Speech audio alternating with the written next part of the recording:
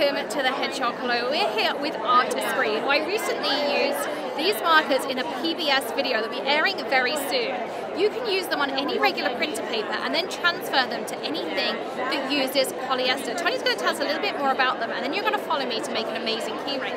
You can also use them on glitter vinyl, and it's just regular printer paper that you colour on and then you heat transfer it. So tell us more, Tonya. Sure, no problem. So today we've got a 10-pack, our standard 10-pack of chisel tip heat markers.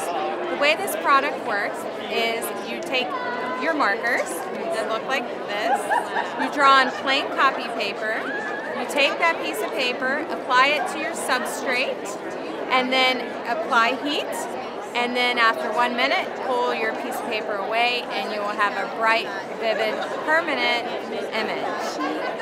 Awesome. So Tonya actually has the keyring that I just made, and we're going to take you through the process.